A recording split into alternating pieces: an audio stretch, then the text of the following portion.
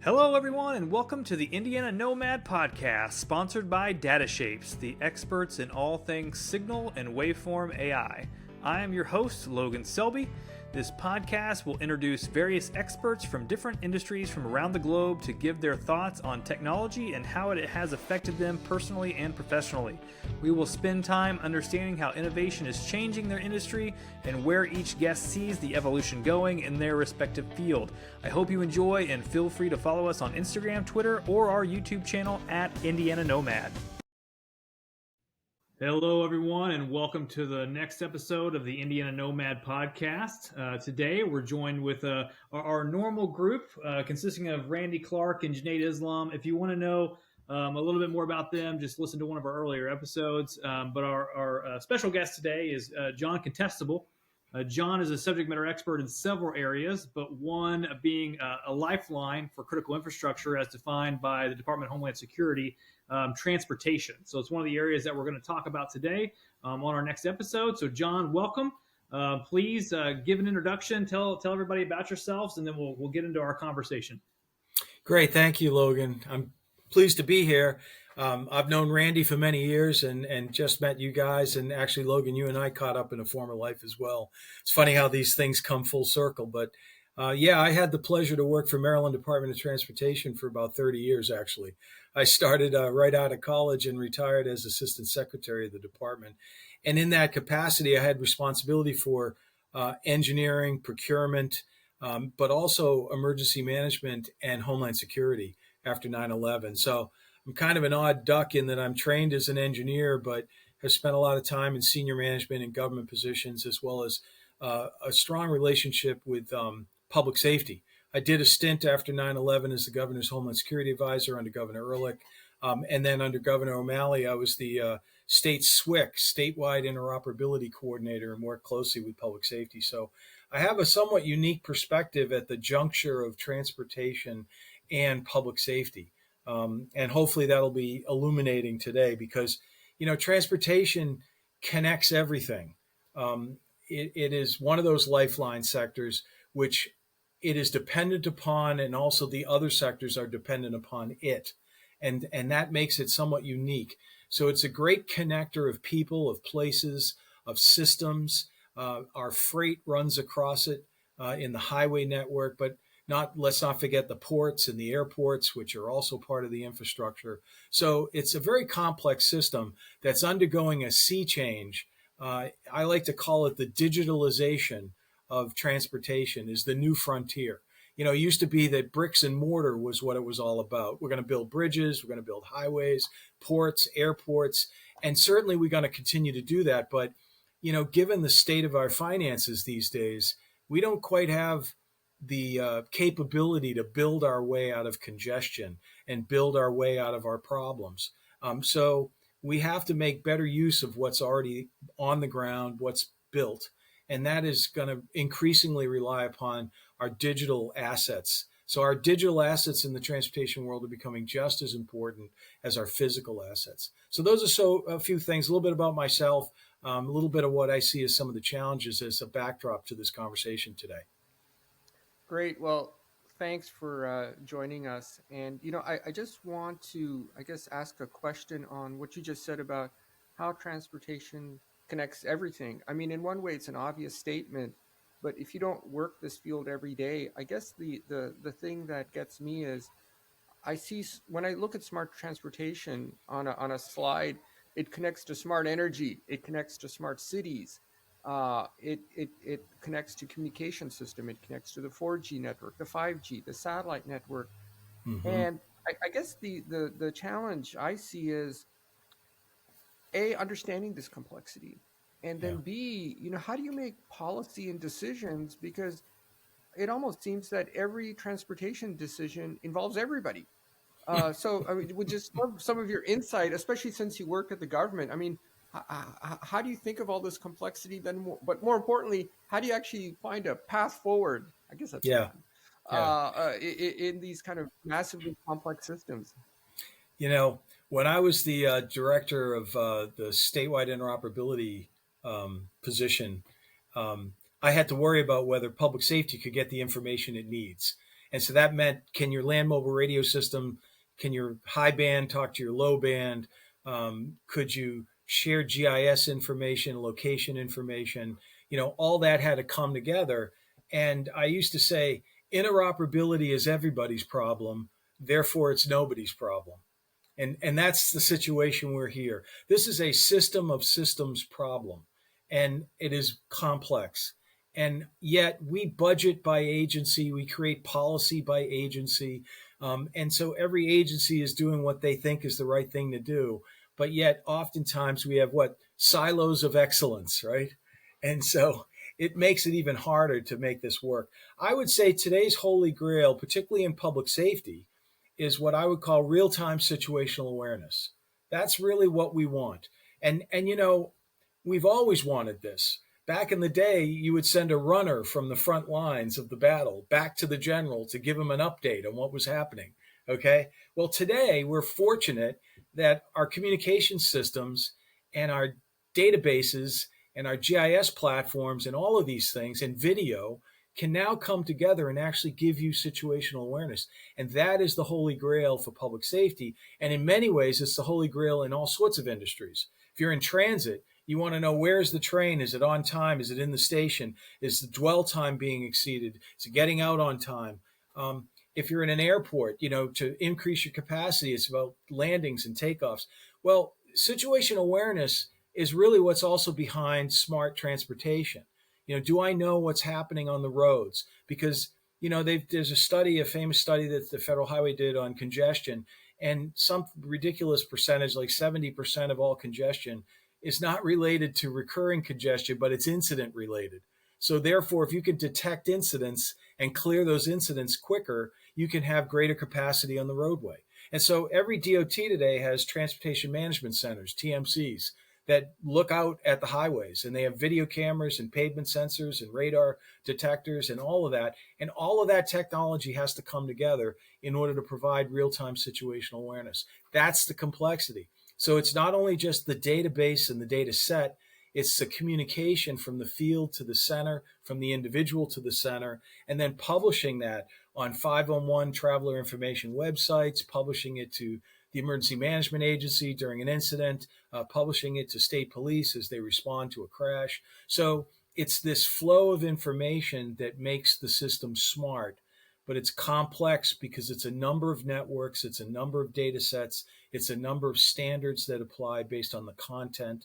So it's really a tough thing integrating all of that. So, Randy, do you have some thoughts on this? I saw you nodding your head. Yeah, well, first of all, John, so many golden nuggets in the comments that you made. It's hard to pick the few to kind of foot stomp, but I'm going to do that. I'm going to use the Holy Grail and near real time or real time situational awareness and its impact on the lifelines in critical infrastructure as defined by the DHS, because you're absolutely spot on that there are interdependencies between critical infrastructure. And as we digitize the digitization of our economy, or the digitization of transportation, really is about the automation, and it's about the data that is generated from the sensors we put into the system, and Mm-hmm. how we can fuse that sensor data from codependence verticals like transportation and energy, and how that creates new insights. Mm-hmm. And those insights are there to be monetized. They're there to improve operations and maintenance, of course, in the situational awareness platform. So, boy, it all starts with how that data is protected, because we are creating potential vulnerabilities, and potentially hacking creates weapon systems from our critical infrastructure. And we certainly need to do a lot more wirelessly, especially in transportation, because of the autonomy that's inherent. Mm-hmm. So RF awareness and RF agility become very important areas, as well as zero trust data protection, because we need to share the data across disparate networks and disparate owners to drive those new insights. So John, it's always been a pleasure learning from you. And the comments that you've made here are real important ones. And foot stomp on the complexity, right? A lot of different stakeholders. Mm-hmm. So, Yeah, I John, have. I guess, can you get more specific about Yeah, the lifelines and what is defined as mission critical as far as DHS? yeah. I was going to share one graphic. I know we don't have a lot of time, and I'm certainly not going to go into this graphic in great detail, but it tries to give some sense of what the future of intelligent transportation systems are. And that's, Junaid, the term that the DOT uses, the transportation community, is ITS, Intelligent Transportation Systems. And it's connected and automated vehicles, it's driverless cars, it's in vehicle systems, sensors, as was said. So this slide just tries to show that everything in the future is going to be connected, that it's all going to be about the information sharing. It's going to require cybersecurity, as Randy talked about, and an enterprise architecture that rises above the different silos and the different players. And it certainly requires careful planning. Um, but these controls need to be in place because these systems are becoming increasingly life safety. You know, in the old days, if there was a crash on the roadway, certainly it was important, but the video camera would pick it up and it would go to the traffic management center, and the traffic management center would call the police and so forth and so on. But now, with connected and automated vehicles and driverless cars, the reliability of those comms and the reliability of the sensors and the systems involved literally could lead to a crash. And so you can see from the graphic on the right, and again, I'm not going to go into this in great detail, but in the top right corner, you have the traffic management centers, and they are receivers of information. They put information out. You can see that they publish to external systems in the lower right quadrant of that graphic. There's roadway and roadside systems, which are on the left side of this graphic. And so these interfaces have to leverage standards from SNMP and NTCIP standards. They have to reference data dictionaries so that they can exchange information. I mean, this gives you an idea of the different players. The roadside units are sensors made by different manufacturers, from weather stations to pavement sensors to radar. The in-vehicle systems come from the auto manufacturers, from Ford and GM and everybody else. The TMCs are in the public's domain with the DOTs, and then the external support systems on the lower right. There are the police departments, hospitals, publishing crash information from the scene to the hospital where the patient is being transported as part of your telehealth and telemedicine. So this is a classic system of systems problem, and there's really not one party that owns it all, and yet it has to be worked out cooperatively so that everyone can share the information, for real-time situational awareness and reliability. So that's how I see the future unfolding, and that's what makes it so hard, Randy. Yeah, well, thanks for making it a cartoon so this old Marine can understand it, John. I appreciate that. And I got to give a shout out to Skyline So Technologies. I That's where I going to work the these next days, level. and that's one of their slides. So I'm sorry. Go ahead. So kind of going to the next level of detail. I mean, it would seem that, as Randy mentioned, there's two topics which actually show up in every single quadrant, and that Mm-hmm. is certainly data security or cybersecurity. Mm-hmm. As unfortunately as we know, the more connected you are, the more vulnerable you are to cyber attacks. And then the second thing is this is all wireless.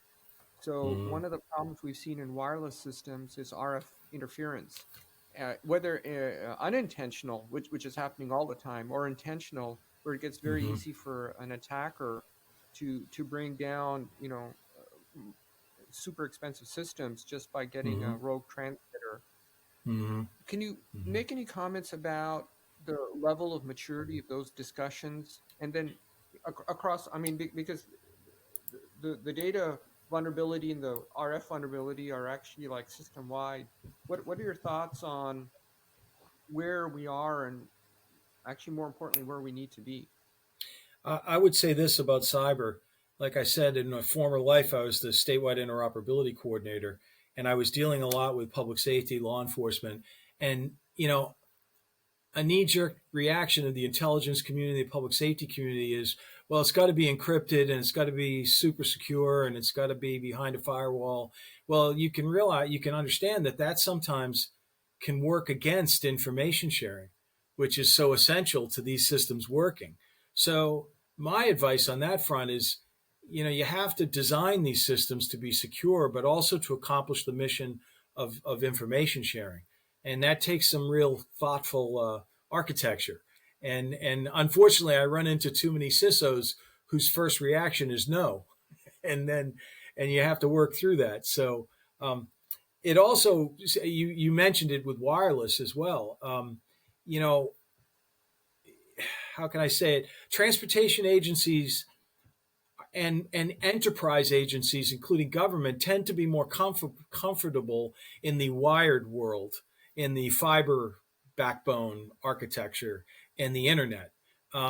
Wireless is still something they're not entirely, it's usually provided as a service, and they're not entirely comfortable on how to leverage that for their benefit.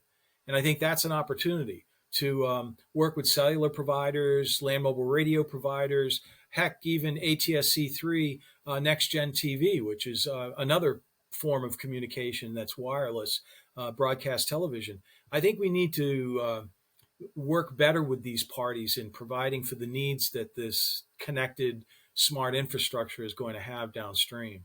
So I think that is an important distinction and a near-term challenge. So one other thing I thought I would mention is, as much as I talk about technology, I have to give a nod to the other elements of the three-legged stool. I like to talk about it in terms of people, process, and technology. And in my experience, I'm getting a little long in the tooth, having worked in a lot of systems over the years. It's almost always never the technology. The technology, you can find technology that'll do almost anything, and you could design it to do almost anything. It's always the people and process issues that seem to be more vexing and challenging. So you have to pay attention to those as well. As much as we like to talk about systems and architecture and standards, the people issues, is there a sufficient level of trust amongst the party to do the information sharing that's required?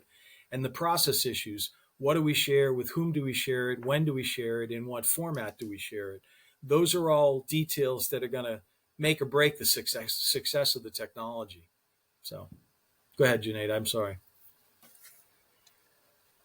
Yeah, and actually, I was just going to ask you that as we're recording this on December 12th, as Congress is passing a $800 billion spending bill that has more technology in it than anything ever the U.S. government has ever put together in its past. It's just loaded with technology. And I guess my concern is, and would love your insight, you having worked in the government, how should Congress really act? Because the challenge is we see this money coming through, but money without the right contract vehicles, money without the right strategy, money without the ability for industry and government to collaborate, money without training for young military personnel, and also civilians. On the civilian side, how are you going to learn about AI? How are you going to learn about robotics? How are you going to learn about new batteries? How are you going to learn about decentralized compute? And that's just the basics of your ITS system. Would love your thought about, how do we pull it all together? Well, I think it would be great if the bills that Congress passed had elements of the people in the process in them. That one of the biggest challenges has been over my career is grant money. Grant money comes out; it's got a 1 or 2 year life cycle. It's specific and directed towards certain technologies, and so there's a real struggle to get it in and get it out the door and buy the technology. And what the net effect of that is is it shortchanges the people in the process pieces. And then, you roll out technology, and then you don't understand why people aren't using it. Well, because they weren't trained. They didn't have any hand in specifying what was bought. I mean, so there are challenges there. It would be helpful if Congress really paid attention to those people and process elements as much as the technological pieces. So, John, you've introduced a lot in your brief comments. In fact, your opening statement, and then talking to Randy about all the topics. There's quite a lot. So I guess one question I have to ask is, one thing you've kind of stressed is that it's the people problem. The collaboration is critical, and without the collaboration, we're not going to head the right direction. Where, if you're a staffer in Congress, if you're a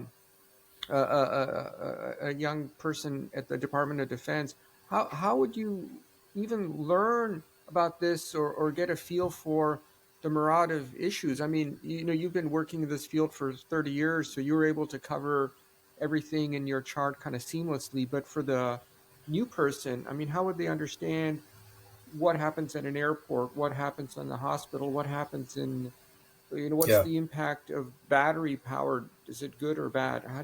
What's your thought on learning all of that? Well, I do have to say there's a lot of associations that are trying to fill that void. Um, your associations are often where your government people and your private sector people and the association comes together.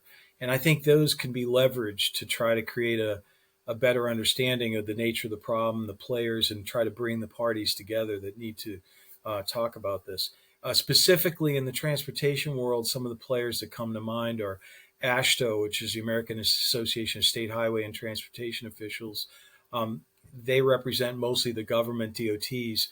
ITS America comes to mind. They're the Intelligent Transportation Systems of America. I sit on their VITA-X committee and a couple other committees that they have. That's another one. Smart Cities, which you mentioned earlier, they have an association that's looking more at the municipal level, which tends to focus more on street lights and focus more on traffic signals and curbside parking management, as an example. So whereas AASHTO tends to be skewed a little more towards the state and the freeway and interstate operations. So it's not easy, but I think these associations are trying to bring together the parties and have a conversation that can address the people in the process part, so that the technology that is needed can then be designed in the right way. So it's not easy. I mean, I've taken it's most of my career to get to this point, to understand some of the players and the actors and how it all fits together. And then in the private sector, you've got organizations. Private sector sometimes is painted as the bad guys, but the reality is, there's a number of organizations out there that have initiatives that really try to take a holistic view towards this. AWS has a transportation practice. My company, Skyline Technologies, tries to take this kind of view. We do work in about 17 different DOTs across the country. So there's the A&E community that needs to be brought into this as well. So it's a lot of players, but there's a role for all of them to make a contribution. And at the end of the day, it's not going to come out the way we envision it if there isn't great cooperation and collaboration across this whole ecosystem. So, Well, I think there's a lot to learn. we might have to have a part 2. Yeah, great. Well, thanks for your time here. Yeah, no, thank you, John. A wealth of information, and we appreciate the dialogue. Like you said, there maybe have to be a part 2. I think we're slowly making our way through all of the various lifelines, like we mentioned before. So transportation was one of the big ones. I think we have maybe one more to hit, and I think one of our plans is to maybe bring the band back together all as one big group, to have some additional dialogue on how these different lifelines all work together in collaboration to support homeland security and public safety in general. So we definitely appreciate the time. Randy, Junaid, thanks for your time as always, and we'll talk to you soon, John. But thanks everybody. John. Thank you. All right.